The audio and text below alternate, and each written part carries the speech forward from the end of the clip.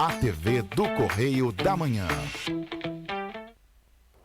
Direto dos estúdios da TV Correio da Manhã em Petrópolis, começa agora o Correio Petropolitano Debate desta sexta-feira, 14 de outubro. Hoje daremos destaque à dependência química, ao tratamento. De acordo com o Escritório das Nações Unidas, em todo o mundo, cerca de 36 milhões de pessoas sofrem transtornos ocasionados pelas drogas. Além disso, a Firjan abriu inscrições para o estágio para estudantes de curso técnico e universitários. As inscrições podem ser feitas até o dia 11 de novembro. Famílias que devem atualizar as informações do cadastro único vão ter mais 30 dias para realizar o procedimento. Essa é a segunda vez que o Ministério da Cidadania prorroga o prazo. E dados do IBGE, Instituto Brasileiro de Geografia e Estatística, apontam que 25 milhões e 700 mil brasileiros atuam de maneira autônoma.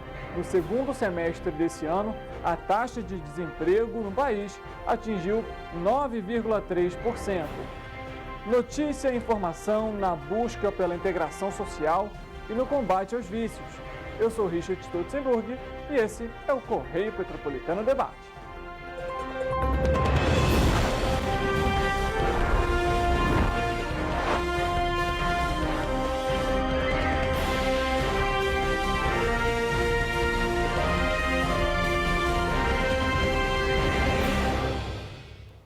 Uma boa tarde para você.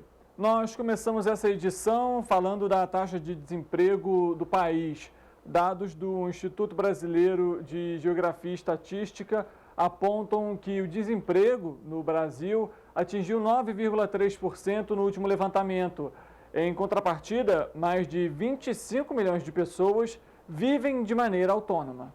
O número de trabalhadores por conta própria já totaliza 25,7 milhões de pessoas no Brasil. O patamar é recorde na série histórica. No último trimestre móvel, encerrado em julho deste ano, a porcentagem de autônomos cresceu 4,7% em comparação com o trimestre anterior. Os dados são da Pesquisa Nacional por Amostra de Domicílios Contínua, divulgados pelo Instituto Brasileiro de Geografia e Estatística. De acordo com o Sebrae, a pandemia foi uma das causas do aumento do número de empreendedores. A taxa de desemprego caiu em 22 das 27 unidades da federação no segundo trimestre, na comparação com os 3 primeiros meses do ano, segundo pesquisa divulgada pelo IBGE. Outros 5 estados registraram estabilidade. Na média nacional, a taxa de desemprego ficou em 9,3% no segundo trimestre, ante 11,1% no primeiro trimestre. Mas com a falta de trabalho ainda atingindo quase 10,1 milhões de brasileiros, conforme já divulgado anteriormente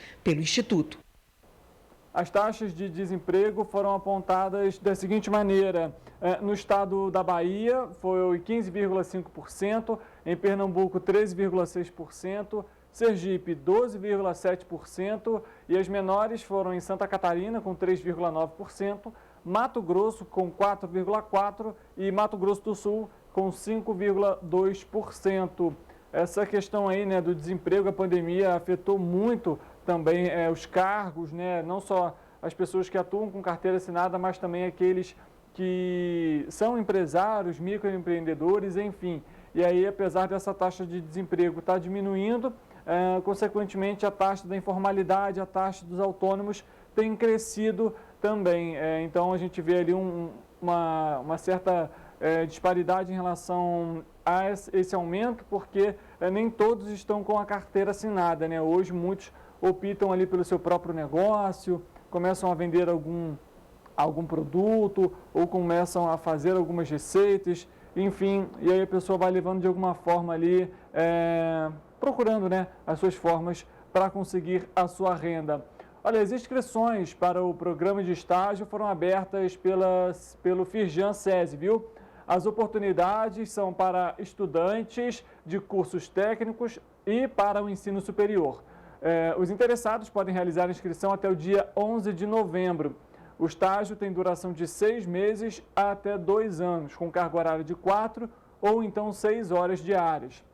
Dentre os benefícios estão, por exemplo, Bolsa Auxílio, Vale Refeição, Seguro de Vida e Recesso. O site para inscrição é o site da Firjan, é só você entrar lá para se inscrever, não perca essa oportunidade. Até o dia 11 de novembro, tem pouco menos aí de 30 dias para realizar essas inscrições. O estágio deve começar no ano que vem. O Ministério da Cidadania prorrogou por mais 30 dias o prazo para os brasileiros inscritos no Cadastro Único para atualizar as informações cadastrais. O prazo original terminaria hoje.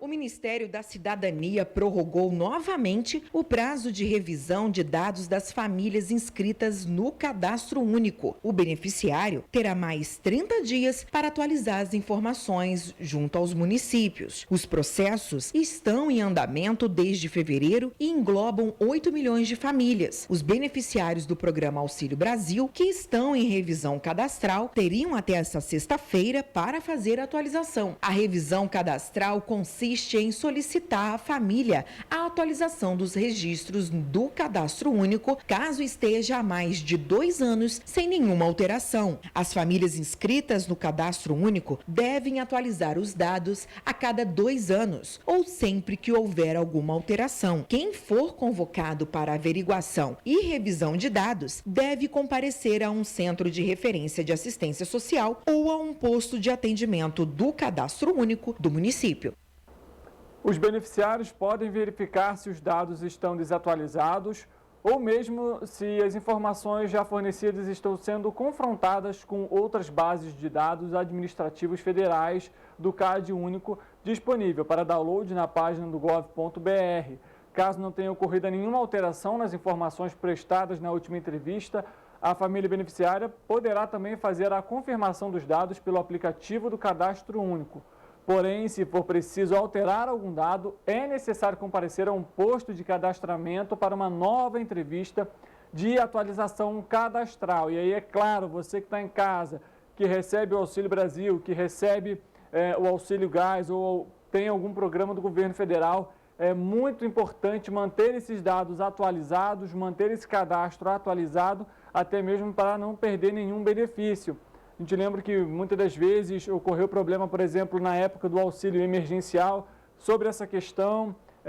Muitas pessoas também acessando ali o portal, o gov.br. Então, tem que manter esses dados atualizados para não ficar sem receber esse benefício que ajuda muitas famílias hoje em dia. A gente lembra também que esse aplicativo ele está disponível tanto para Android quanto para a plataforma iOS. Pode ser instalado de forma gratuita. Então, atualização, mais 30 dias aí, foi feito pelo governo federal. É preciso ficar atento a esse calendário para não perder nenhum benefício. Os vereadores, vamos mudar de assunto, os vereadores de Petrópolis aprovaram na última terça-feira, em segunda votação, um projeto de lei que visa o desenvolvimento e o fortalecimento de medidas voltadas à promoção da autonomia financeira e profissional de mulheres em situação de violência doméstica e familiar. A proposta foi da vereadora Gilda Beatriz e que foi denominada como Programa Tem Saída. E teve um apoio fundamental aí de 11 parlamentares e agora segue para a sanção municipal. A campanha tem por finalidade fomentar a autonomia financeira das mulheres, estimular a qualificação e a capacitação profissional por meio de realização de cursos e a participação em eventos.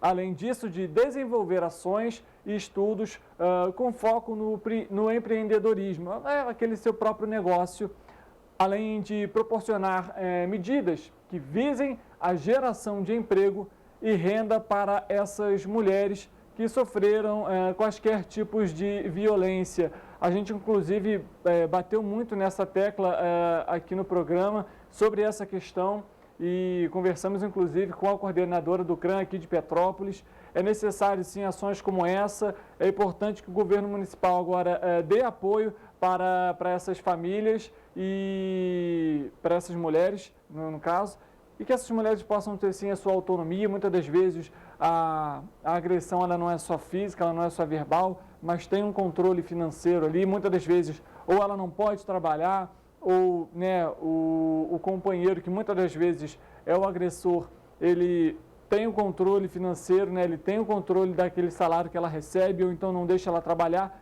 E isso, claro, gera um impacto de dependência dessa mulher. Então, trazer autonomia para essas mulheres que sofrem algum tipo de violência é extremamente importante. E para você que está nos acompanhando, a gente lembra que o CRAM, Centro de Referência e Atendimento à Mulher, fica na Avenida Santos Dumont, aqui no centro de Petrópolis, onde é também o nosso centro de saúde.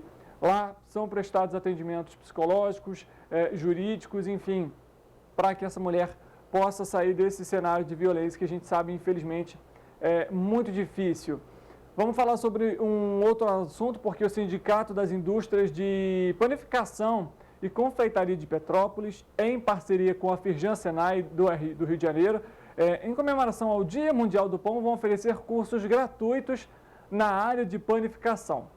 A unidade móvel de panificação da Firjan Senai vai ficar na Rua da Imperatriz, aqui no centro da cidade, ao lado da Praça Dom Pedro. Os cursos serão abertos ao público e o preenchimento das vagas será por ordem de chegada. Então, atenção, viu? Na próxima terça-feira haverá aulas para fazer panetone. Essas aulas vão ocorrer de 10 da manhã até as 11 da manhã. De meio-dia a 1 da tarde, haverá aulas para fabricação de pão rústico e de 3 às 4 horas da tarde, mais uma oficina para a realização de panetone.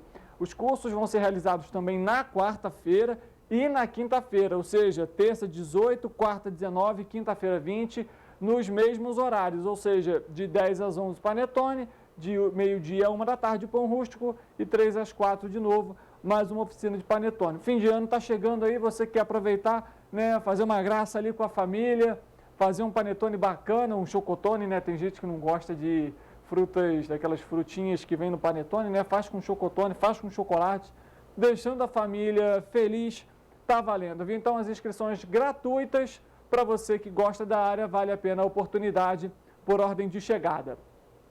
Dados da Associação Brasileira dos Fabricantes de Motocicletas, Ciclomotores, Motonetas e Bicicletas e similares apontam que no mês de setembro foram produzidas mais de 139 mil motocicletas. Olha só esse número.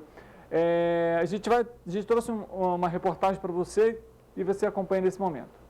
Divulgados na última quinta-feira pela Associação Brasileira dos Fabricantes de Motocicletas, Ciclomotores, Motonetas, Bicicletas e similares, a produção de motocicletas chegou a 139.622 unidades em setembro, 4,3 a menos do que o registrado no mês anterior, quando foram produzidas pouco mais de 145 mil motocicletas. Na comparação com o mesmo mês do ano passado, houve alta de 28,2%.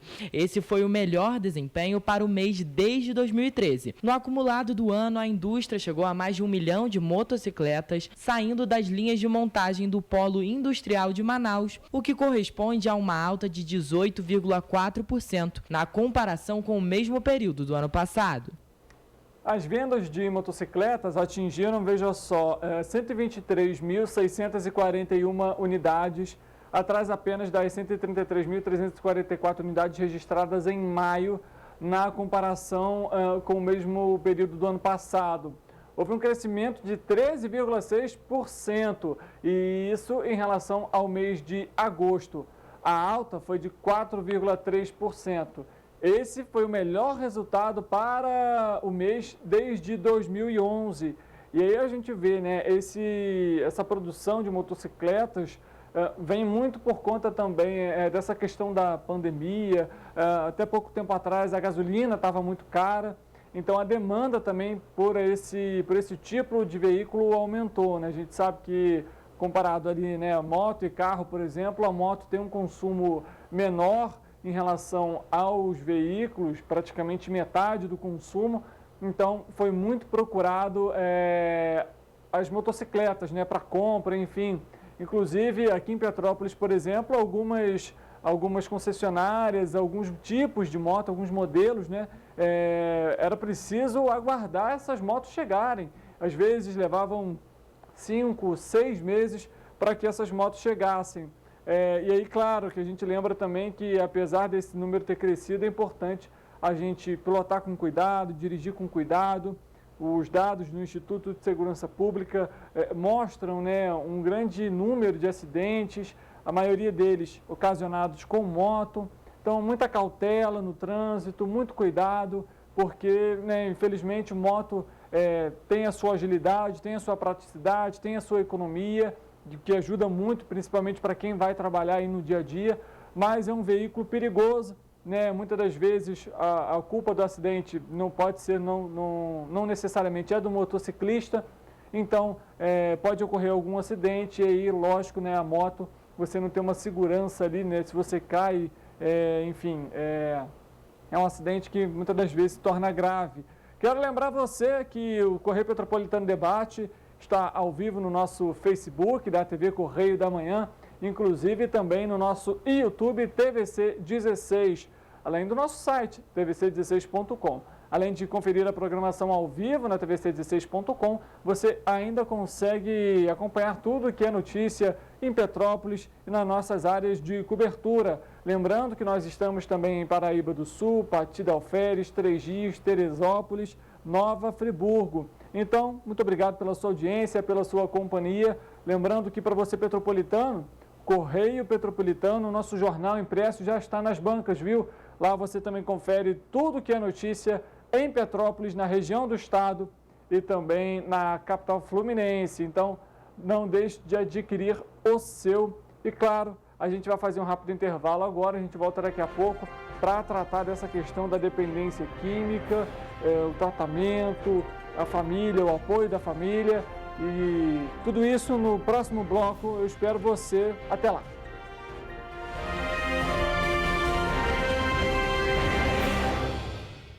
Já se informou sobre a segurança, a checagem e a transparência das nossas eleições hoje? Eu sou Jamila Ribeiro, professora, e convido você a conhecer 3 fatos sobre o voto na urna eletrônica. Fato 1. Sobre segurança. Você sabia que a urna eletrônica não é conectada à internet nem a nenhuma outra rede? Isso impede a invasão de hackers. A urna eletrônica tem mais de 30 barreiras de segurança. Nenhuma fraude foi comprovada desde 1996, quando o voto eletrônico foi adotado no Brasil. Fato 2. Sobre checagem. Já ouviu falar sobre o boletim de urna? É o extrato impresso que resume os votos recebidos por todas as candidatas e candidatos na sessão eleitoral. Quando termina a votação, o boletim de urna é fixado na entrada da sessão e qualquer pessoa pode fazer a sua própria apuração. Fato 3. Sobre transparência. Sabe aquele ditado, quem não deve não teme? Todo ano, a Justiça Eleitoral convida instituições, partidos políticos e especialistas em segurança digital para comprovar a segurança do voto em testes públicos. Aponte seu celular para conhecer outros fatos sobre as eleições do Brasil. E lembre-se, o voto é seguro e você pode comprovar. Urna eletrônica é segura, é fácil de checar, é do Brasil. Justiça Eleitoral, a justiça da democracia. Olá, amigo e amiga! Esta época de tempo mais frio contribui para espalhar doenças respiratórias, incluindo a temida Covid-19. Você que não deixa de cuidar da sua saúde, confira sua caderneta de vacinação e não perca a oportunidade de atualizar o seu calendário de vacinas. É simples e faz bem a você e a quem vive ao seu redor. Acesse o site novaiguaçu.rj.gov.br. Procure o ponto de vacinação mais próximo e tome todas as doses recomendadas para a sua idade. Não perca tempo, pegue a sua caderneta e coloque a sua vacina em dia. Aproveita e confere a caderneta de toda a família também, tá? Juntos vamos seguir vencendo a Covid-19. Não vacile, vacine. Prefeitura de Nova Iguaçu. Já se informou sobre a segurança, a checagem e a transparência das nossas eleições hoje? Eu sou Jamila Ribeiro, professora, e convido você a conhecer 3 fatos sobre o voto na urna eletrônica. Fato 1. sobre segurança. Você sabia que a urna eletrônica não é conectada à internet nem a nenhuma outra rede? Isso impede a invasão de hackers. A urna eletrônica tem mais de 30 barreiras de segurança. Nenhuma fraude foi comprovada desde 1996, quando o voto eletrônico foi adotado no Brasil. Fato 2, sobre checagem. Já ouviu falar sobre o boletim de urna? É o extrato impresso que resume os votos recebidos por todas as candidatas e candidatos na sessão eleitoral. Quando termina a votação, o boletim de urna é fixado na entrada da sessão e qualquer pessoa pode fazer a sua própria apuração. Fato 3, sobre transparência. Sabe aquele ditado, quem não deve não teme? Todo ano, a Justiça Eleitoral convida instituições, partidos políticos e especialistas em segurança digital para comprovar a segurança do voto em testes públicos. Aponte seu celular para conhecer outros fatos sobre as eleições do Brasil. E lembre-se, o voto é seguro e você pode comprovar. Urna eletrônica é segura, é fácil de checar, é do Brasil. Justiça Eleitoral, a justiça da democracia. Olá, amigo e amiga! Esta época de tempo mais frio contribui para espalhar doenças respiratórias, incluindo a temida Covid-19.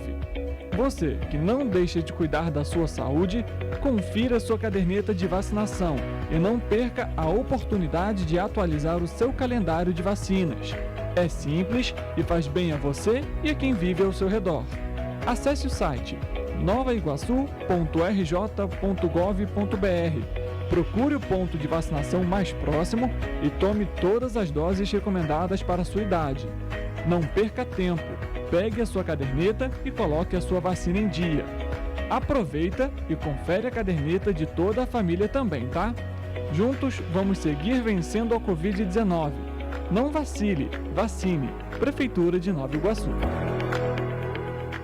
Já se informou sobre a segurança, a checagem e a transparência das nossas eleições hoje? Eu sou Jamila Ribeiro, professora, e convido você a conhecer 3 fatos sobre o voto na urna eletrônica.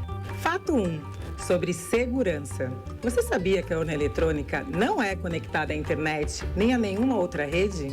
Isso impede a invasão de hackers. A urna eletrônica tem mais de 30 barreiras de segurança. Nenhuma fraude foi comprovada desde 1996, quando o voto eletrônico foi adotado no Brasil. Fato 2, sobre checagem. Já ouviu falar sobre o boletim de urna? É o extrato impresso que resume os votos recebidos por todas as candidatas e candidatos na sessão eleitoral. Quando termina a votação, o boletim de urna é fixado na entrada da sessão e qualquer pessoa pode fazer a sua própria apuração. Fato 3, sobre transparência. Sabe aquele ditado, quem não deve não teme? Todo ano, a Justiça Eleitoral convida instituições, partidos políticos e especialistas em segurança digital para comprovar a segurança do voto em testes públicos.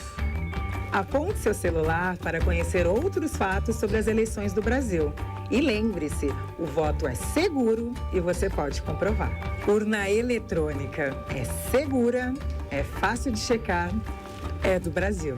Justiça Eleitoral, a justiça da democracia.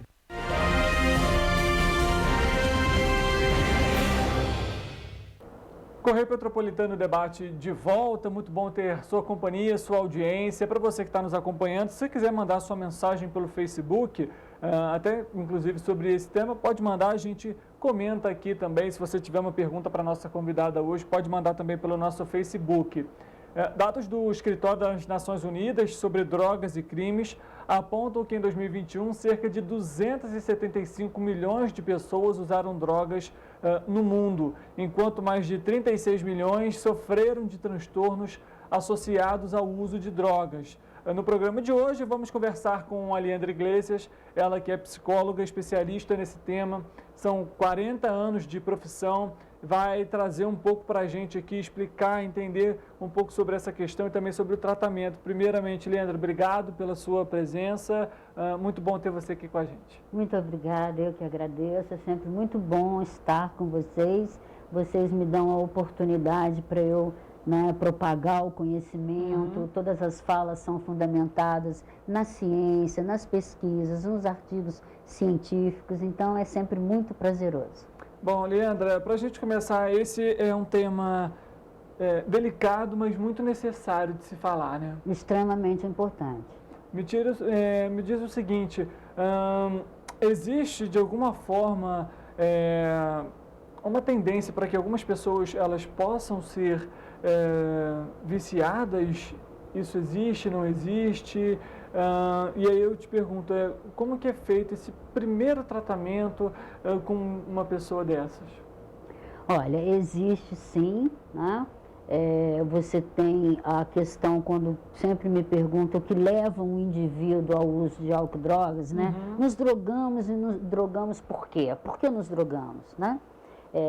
Durante muitos anos acreditou-se que era uma busca incessante de prazer.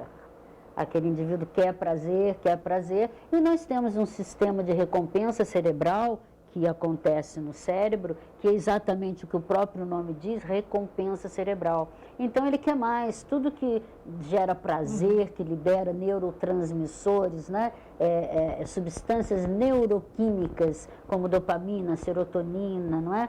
São substâncias do prazer, da felicidade, e aí o cérebro diz, quero mais.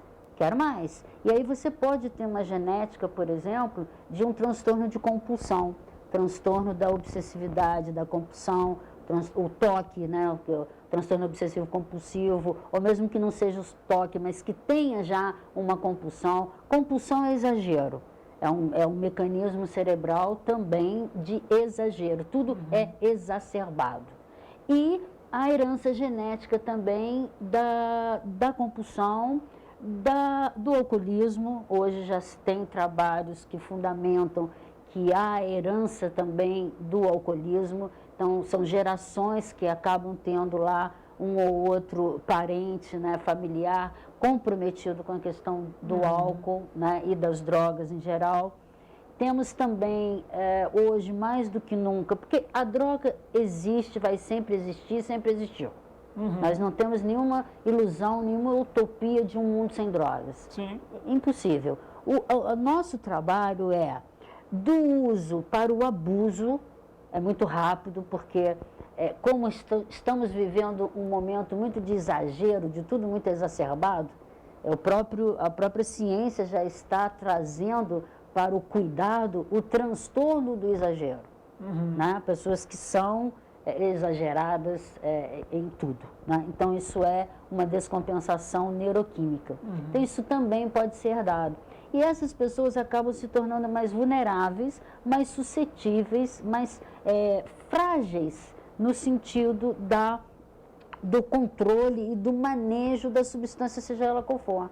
Então, há pessoas que de fato chegam um momento na vida que não podem mais beber, que não podem mais fumar, ou porque já está comprometido clinicamente, severamente, né?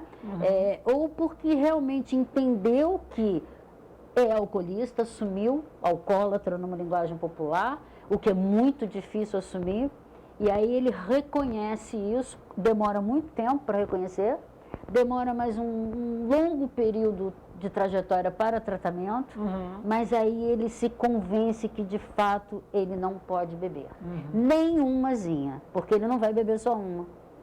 Vai cheirar um pino de cocaína? Não vai cheirar só uma. Vai fumar um cigarro? Não vai fumar só um. E isso serve para jogos, isso serve para internet, isso serve para sexo, para comida, para dinheiro. Então são transtornos e dependências que podem ser químicas e comportamentais. Desculpa te cortar, Leandra, foi essa até a questão que a gente quer trazer para você. Quando a gente comentou aqui sobre a questão, por exemplo, dos dados da ONU, não necessariamente são drogas ilícitas, mas a bebida, o cigarro, como a própria Leandra comentou, às vezes um jogo, às vezes relação sexual, enfim, tudo isso está ligado a essa questão do excessivo, como você bem comentou, você pode até retomar, inclusive, o seu raciocínio. Então, exatamente isso, porque você me fez duas perguntas conjugadas, né? Então, eu iria responder. A segunda, que diz respeito ao tratamento. Existe tratamento? Claro que existe tratamento. Particularmente, eu estive durante 5 anos na gestão do Centro de Atenção Psicossocial Álcool e Drogas, a presidência do Conselho Municipal de Políticas sobre Drogas e coordenadora municipal de políticas sobre drogas, traçando, esboçando política pública que não há no município, mas que é extremamente importante, porque é um tema que está cada vez mais em alta no sentido de precocidade, de exagero no consumo e de comprometimentos, de problemas relacionados ao uso de álcool e drogas. E nunca fui favorável a dizer assim, mas o indivíduo tem que querer. Não. Eu já tratei vários pacientes principalmente em nível particular, mas o CAPS é a unidade que o município oferece de tratamento para álcool e outras drogas, com um trabalho muito bem desenvolvido, com empenho, uma equipe excelente, e que não necessariamente aquele indivíduo estava motivado para o tratamento, mas vai um familiar, vai um amigo que se interessa, que é muito chegado, que diz, poxa, meu amigo não está legal, quando ele bebe está ficando surtado, quebrou coisa, não lembra, enfim. Esses episódios todos que vão acontecendo. Porque os estudos apontam que em cada 10 jovens que usam o álcool, que é uma droga lícita, depressora do sistema nervoso central, ela só dá aquele up, aquela animação na primeira meia hora que o álcool está circulando no organismo. Depois ela deprime o sistema nervoso central, diminui a atividade. Então, em cada 10 jovens abusadores da bebida, um se torna dependente.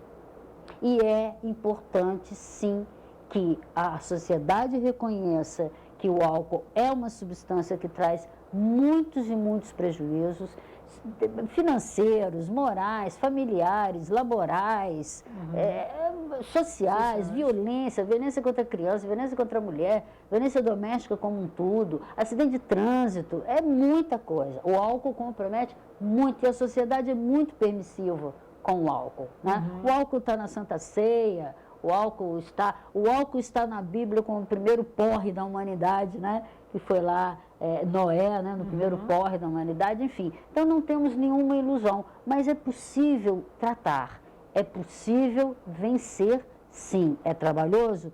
Nenhum momento você vai me ouvir dizer que é fácil, nenhum momento. Que é falta de vergonha, que é falta de força de vontade, que é acomodação, não. É uma doença cerebral. O alcoolismo e a dependência química e outras comportamentais é uma patologia do cérebro. O relatório aponta que durante os últimos 24 anos a potência de cannabis aumentou em até 4 vezes em algumas partes do mundo. Apesar da porcentagem de adolescentes que perceberam que a droga pode ser prejudicial ter caído em 40%. Mas persistem as evidências de que o uso de cannabis está associado a uma variedade de danos à saúde. Os mais afetados são os usuários regulares e a longo prazo. A gente vai ouvir da população sobre essa questão, o que eles acham do tema e se há tratamento na opinião do público. Sim. Eu sou psicólogo também, né? E a gente sabe que o tratamento do indivíduo com relação que tem algum tipo de dependência aqui, porque não é só droga não, né? Quer dizer, droga que eu digo ilícita, pode ser drogas lícitas também, remédios para dormir, o álcool, o tabaco, todos eles são muito problemáticos.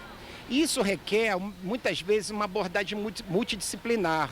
Às vezes, o próprio psicólogo, ele não dá conta só de poder ajudar o paciente a se livrar dessa dependência. E é um problema que, assim, eu digo da humanidade historicamente falando, né? Se a gente começar a entender o início de tudo, né? A gente vai ter que chegar lá atrás, né? Quando as pessoas faziam uso, né? Não de muitas substâncias que muitas vezes é para tirar você da realidade e muitas vezes também são substâncias que para melhor performance, que o esporte também tem isso, né? Você sabe que há muitos casos, né, de atletas que querem melhorar sua performance, mas com a ajudinha da química. E isso faz tanto mal, porque esses remédios todos, eles são metabolizados no fígado muitas vezes, e isso acaba mais tarde te trazendo consequências. A política pública eu acho que falta bastante em quase tudo, né? O tratamento e participação da família. Sem isso, difícil. Falta política pública para atender as pessoas? Também. Os governos têm que estar sempre presentes em tudo que o ser humano participa. O governo é para isso, né? Bom, tivemos aqui algumas opiniões do público em relação a esse tema. A Leandra até destacou um ponto ali importante, né, que o rapaz comentou, que até inclusive no esporte o uso de drogas, né, também são utilizadas. Drogas no sentido de medicamento, no sentido de remédio, de química, não necessariamente uma droga, como a gente já comentou no início do programa. A população comentou, Leandra, falta política pública. E que tipo de política pública é necessária para esse tema hoje em dia? Então, enquanto eu estive coordenadora municipal de políticas sobre drogas, nós elaboramos, a minha grande equipe, eu e mais 3, 7 projetos de prevenção. Política pública, falar em política pública é falar fervorosamente em prevenção. Prevenção nas escolas, prevenção nas empresas, prevenção no trânsito, prevenção à síndrome alcoólica fetal, que inclusive tem uma lei municipal de uma semana de prevenção e que é preciso que esse programa se torne oficialmente um programa municipal, porque a ingestão de bebida alcoólica durante a gravidez traz sérios danos e 10% das grávidas têm a probabilidade de terem filhos com portadores da síndrome alcoólica fetal. A prevenção ao suicídio, a prevenção, a capacitação de agentes, fizemos capacitação da Guarda Municipal para abordagem às pessoas em situação de rua, capacitação de lideranças evangélicas, lideranças católicas, lideranças comunitárias. Havia alguns projetos de vereadores engavetados que nunca saíram para a rua, como, por exemplo, um acordo com os táxis para a volta das baladas, que terem pontos próximos aos lugares das baladas, das noites, né? O alerta, o meu sonho dourado seria, como existe na Europa, a lei que é para toda a Europa, toda garrafa que contém bebida alcoólica, ela vem 3 selos. A grávida com a barra, não beber durante a gravidez, a mãozinha menor de 18 anos e a direção e a barra. Então, isto é política pública. Você imagina, se somos um polo cervejeiro, somos a capital estadual da cerveja, eu acho péssimo, mas enfim, somos a capital estadual da cerveja. Por que não nós sairmos na frente e que, imagina se uma das nossas cervejas aqui, que são conhecidas até fora do Brasil, se elas colocam no rótulo delas esses 3 lotes. Isso é política pública. E, né, a questão do incentivo, de tudo isso, de imposto, isso é política pública. Outra que eu consegui fazer, a exibição de vídeos educativos do governo federal e outros que eu criei também, passando no telão durante as festas populares, alertando sobre álcool e direção, alertando sobre a escravização da droga, o encaixotamento, o aprisionamento que você fica. Então, isso é uma lei municipal de um vereador que estava lá parado, eu tirei. Outra, você ter com o SAMU, a parceria para que eles nos passem as questões dos jovens menores de 18 anos que entram em coma etílico, que precisam ser socorridos. Enfim, como uma das entrevistadas falou, né, precisa de política pública para tudo, mas realmente cada qual vê o seu pedaço. Trânsito, por exemplo, meu Deus, como é importante, essa garotada bebe, fuma, cheira, entra no carro zoado, cai no Rio Nabarão, enfim. Precisamos ter, sim, política pública. E é possível. Eu consegui, né, a logomarca era um beija-flor, que eu sou pequenininho, então é um beija-flor, eu levo no bico a minha proposta e está aí, né? Então, o que precisa é vontade política e pessoas que se determinem mesmo a fazer. Eu mostrei que é possível durante 5 anos, vamos ver agora. Como que seguem, né, as próximas políticas públicas, é um ponto interessante e eu acho importante a gente ressaltar. Por exemplo, a questão do álcool, né, o consumo de álcool, muitos ingerem de forma irregular, né, são menores de idade e muitas das vezes não há uma fiscalização também necessária, adequada, tanto nos estabelecimentos quanto dessas pessoas em festas, em boates, enfim. O acesso hoje ele é muito fácil, hoje ele é muito simples e lógico que a pessoa começa a ter uma dependência muitas das vezes nesses pontos. De acordo com as últimas estimativas globais, cerca de 5,5% da população entre 15 e 64 anos já usou drogas pelo menos uma vez, isso em 2021, enquanto mais de 36 milhões de pessoas, ou seja, 13% do número total de pessoas que usam drogas, sofrem de transtornos associados ao uso. Leandra, quais podem ser esses transtornos? Transtorno de ansiedade, transtorno da depressão, transtorno de humor, o transtorno do déficit de atenção com hiperatividade. Então, realmente existe, uma coisa alimenta a outra. Existe já uma predisposição genética ou já diagnosticado um transtorno mental que pode aparecer ou não detectável na infância e que na adolescência, quando encontra a droga, mudando a ideia de que é a busca incessante de prazer, na verdade o primeiro momento é a curiosidade. Todos os jovens falam sobre isso, é a curiosidade. Depois da curiosidade, algum bem-estar ele sentiu, inicial. E sentiu por quê? Muito ansioso, dependendo de determinada substância, ele vai diminuir a ansiedade. Muito deprimido, muito tímido, determinada substância, ele vai ficar encorajado, vai chegar na menina, vai ser o pop, vai ser o cara. Então, tem sim essa associação. E outros que, com o uso, a frequência, a quantidade, a continuidade do uso das substâncias, seja quaisquer que sejam, vai desenvolver transtornos mentais desse leque de possibilidades. Até mesmo a aceitação social, né? Muitas das vezes você tem um vínculo ali, um amigo, um colega usa, poxa, experimenta, poxa, não custa nada, uma vez só, não vai te fazer mal. E aí eu te pergunto, uma vez dá para a pessoa se tornar viciada? Não, nem o crack, isso é mito. Não, uma vez não vicia ninguém. Nem um Rivotril, uma vez só não vicia ninguém. Mas um Rivotril, por mais de 6 meses, 1 ano, tem fortes tendências a criar dependência. É um Rivotril, as pessoas adoram Rivotril. O Brasil está em benzodiazepínicos, né? Muitos têm aquela medicação, automedicação. Automedicação, né? A comadre, a vizinha, sugere, olha, eu tomei, é bom, beleza, né? Os remédios para dormir, a dependência medicamentosa também, existe muito a dependência medicamentosa, né? Então, existe sim o desenvolvimento de transtorno mental com o uso de substância e os transtornos mentais que encontram as substâncias e pensam que vão ser felizes para sempre.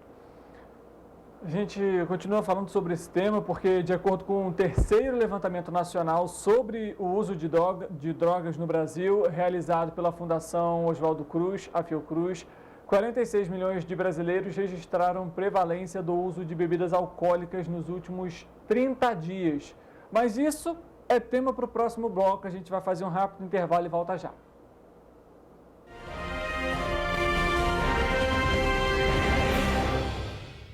Já se informou sobre a segurança, a checagem e a transparência das nossas eleições hoje? Eu sou Jamila Ribeiro, professora, e convido você a conhecer 3 fatos sobre o voto na urna eletrônica. Fato 1. Sobre segurança. Você sabia que a urna eletrônica não é conectada à internet nem a nenhuma outra rede? Isso impede a invasão de hackers. A urna eletrônica tem mais de 30 barreiras de segurança. Nenhuma fraude foi comprovada desde 1996, quando o voto eletrônico foi adotado no Brasil. Fato 2. Sobre checagem. Já ouviu falar sobre o boletim de urna? É o extrato impresso que resume os votos recebidos por todas as candidatas e candidatos na sessão eleitoral. Quando termina a votação, o boletim de urna é fixado na entrada da sessão e qualquer pessoa pode fazer a sua própria apuração. Fato 3. Sobre transparência. Sabe aquele ditado, quem não deve não teme? Todo ano, a Justiça Eleitoral convida instituições, partidos políticos e especialistas em segurança digital para comprovar a segurança do voto em testes públicos. Aponte seu celular para conhecer outros fatos sobre as eleições do Brasil. E lembre-se, o voto é seguro e você pode comprovar. Urna eletrônica é segura, é fácil de checar, é do Brasil. Justiça Eleitoral, a justiça da democracia. Olá, amigo e amiga! Esta época de tempo mais frio contribui para espalhar doenças respiratórias, incluindo a temida Covid-19. Você que não deixa de cuidar da sua saúde, confira sua caderneta de vacinação e não perca a oportunidade de atualizar o seu calendário de vacinas. É simples e faz bem a você e a quem vive ao seu redor. Acesse o site novaiguaçu.rj.gov.br. Procure o ponto de vacinação mais próximo e tome todas as doses recomendadas para a sua idade. Não perca tempo, pegue a sua caderneta e coloque a sua vacina em dia. Aproveita e confere a caderneta de toda a família também, tá? Juntos vamos seguir vencendo a Covid-19. Não vacile, vacine. Prefeitura de Nova Iguaçu.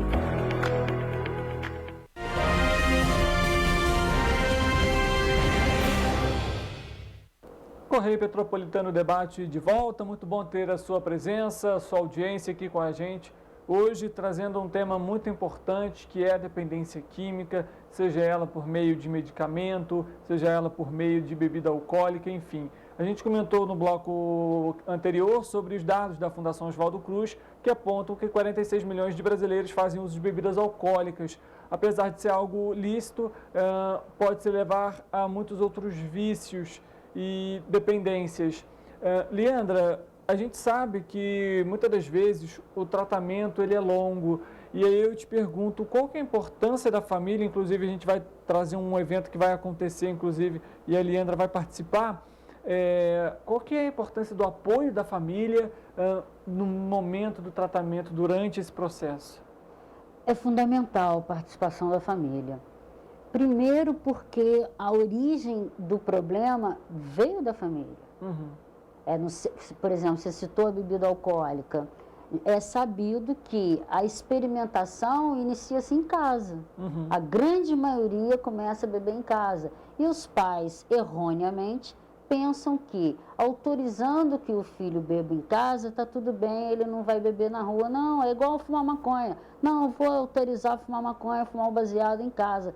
Ah, não, assim ele não vai para a rua, porque aí é uma droga ilícita, né? Uma droga lícita, o álcool. Ele não vai preso se ele estiver bebendo. Ele vai minimamente ser chamado a atenção. Pode ser que liguem para os pais, dependendo do tipo de pais e da classe social dos pais, não é? Senão fica por isso mesmo.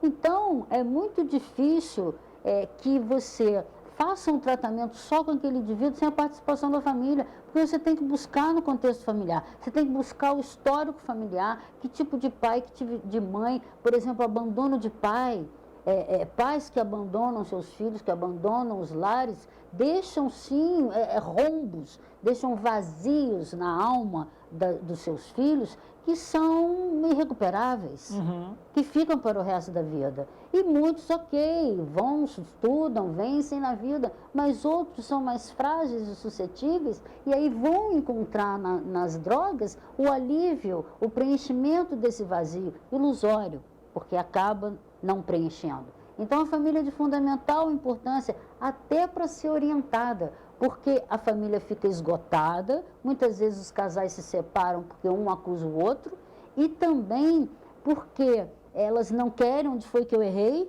né? Não querem ver onde foi que errou, mas não importa apontar nem erro nem culpado, não é esse o objetivo. O que importa é o seguinte: então venha para orientar como lidar com esse ente, com esse parente, porque é exaustivo demais. As famílias ficam muito cansadas e se tornam codependentes, ou seja, elas funcionam de acordo com o funcionamento daquele usuário dependente.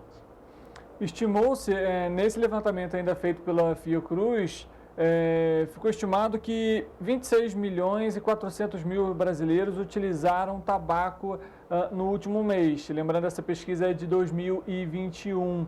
E aí a gente traz uma outra questão e que tem feito muito sucesso hoje em dia, que é o famoso cigarro eletrônico. Também pode gerar alguma dependência química esse cigarro, Leandra? Sem dúvida nenhuma. É um outro mito achar que você quer cessar o tabaco, né, do fabricado, e aí você substitui pelo cigarro eletrônico, vape, né? A pessoa acha, tira onda, né? Acha que está abafando, mas não. Existem sérios problemas pulmonares, problemas cancerígenos, explosão do dispositivo, né? Já houve casos, relatos de cigarro eletrônico, e cria dependência sim, e traz tantos malefícios quanto o tabaco. É uma ilusão. É que são estratégias da indústria, porque a indústria não quer perder. Ela não quer deixar de ganhar. Nenhuma nem do narcotráfico, nem da indústria do álcool, não quer perder, nem da indústria farmacológica, não quer, né? Farmacêutica, enfim. Então, são criadas estratégias. Como o Brasil, principalmente, se apresentou bem num movimento chamado Convenção Quadro, que é exatamente sobre todo mundo trabalhando em função da redução do tabagismo, o Brasil se apresenta bem. O Ministério da Saúde tem um trabalho excelente de cessação ao tabagismo, tem os adesivos que são usados para poder fazer o manejo, mas isso tudo tem que ser orientado. Então, é muito importante que as famílias recebam as orientações para lidar com aquele indivíduo. Vamos, mais uma vez, escutar a opinião do público petropolitano sobre essa questão das drogas e se, de fato, o apoio da família é importante. Está faltando uma política pública mais repreensiva, está faltando mais comunicação das mídias para ter mais atenção nessa parte, né? Uma educação da base mais firme para conscientizar a população a não fazer isso. Tem que conversar, tem que falar direitinho, porque se a pessoa vir assim, na ignorância, assim, ele também fica, né? Mas então eu acho que a pessoa tem que chamar a pessoa, conversar direitinho, explicar e ter paciência, né, com a pessoa. A senhora acha que com tratamento as pessoas podem se livrar das drogas? Eu acho que não, eu acho que é só pela fé. Eu acho que falta uma política mais enérgica, né? O pessoal está comentando, Leandra, política pública, a gente comentou algumas ações aqui que podem ser utilizadas pelo governo municipal, pelo governo estadual, pelo governo federal de modo geral, porque é algo que não acomete só a uma pessoa aqui, a um bairro ali, mas isso acomete todo o país. E aí eu te pergunto, você acha que falar sobre esse tema desde pequeno pode de alguma forma amenizar para que essa criança, né, e consequentemente a evolução como adolescente e adulto possa minimizar esse acesso ao uso de drogas, bebida alcoólica? Sem dúvida. As crianças estão muito precoces, elas estão muito espertas, até demais, eu penso, né? Porque está se deixando um pouco do encanto e da infantilidade pura e límpida que é a infância. É importante falar, sim. A questão é que forma falar, qual a idade. Nós temos um consenso de que deve se iniciar na educação infantil. Porém, hoje, mais do que nunca, o mais importante é a educação emocional, porque tendo o conhecimento, a informação de que nós somos movidos às nossas emoções, que nós respondemos comportamentalmente o tempo todo de acordo com as nossas emoções, entender como é que o seu filho funciona emocionalmente. Então, é possível, sim, principalmente nas escolas, que se implemente, que foi algo que a gente conseguiu fazer na coordenadoria. Pegamos 2 escolas, uma escola municipal e uma particular, e fizemos uma série de trabalhos de capacitação desses professores com módulos em que eles próprios primeiro vivenciaram os conceitos deles arraigados e os preconceitos e como que eles, professores, lidavam com as emoções dele, para depois poder passar para os pais e aí sim as crianças terem a possibilidade hoje, cada vez mais tem se falado na educação emocional, é a prevenção.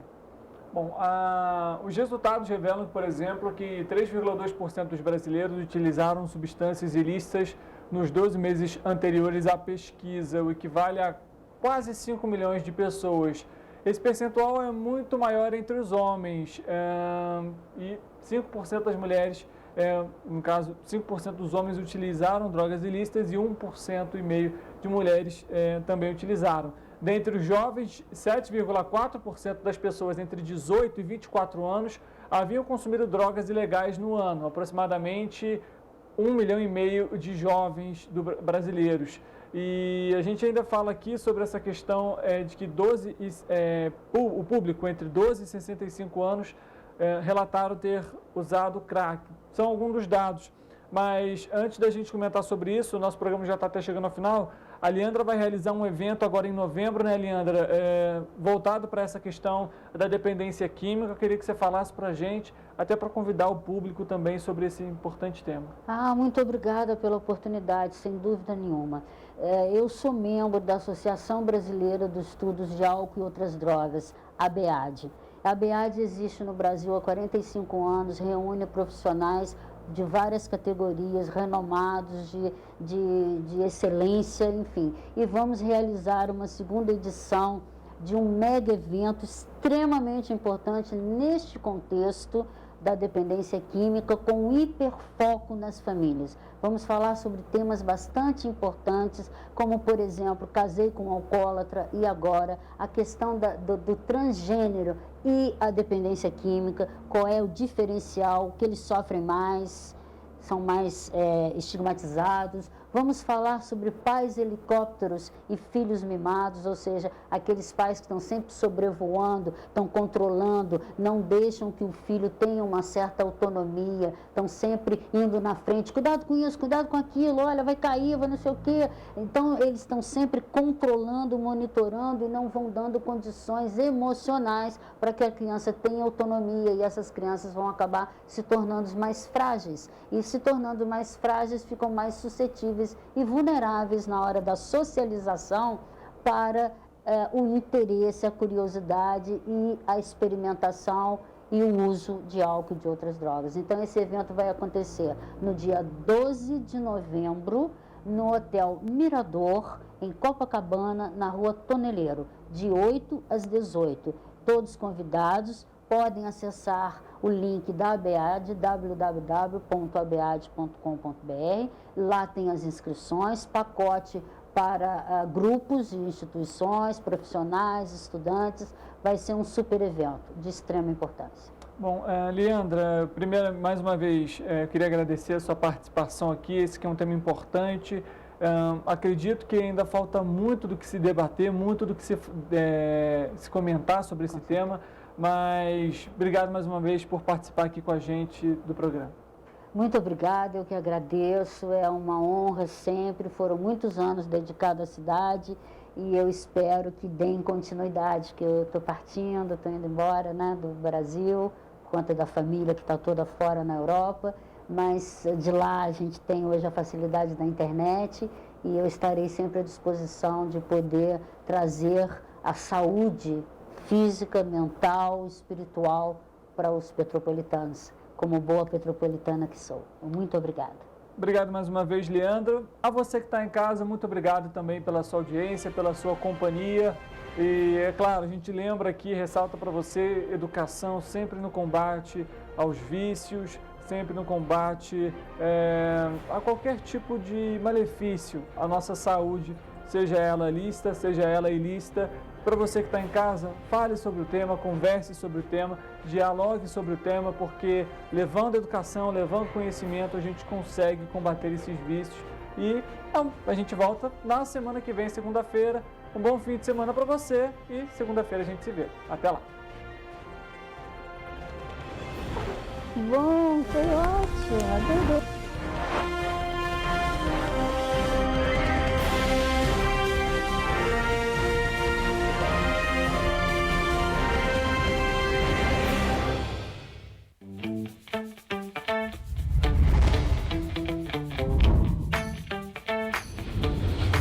TVC, a TV do Correio da Manhã.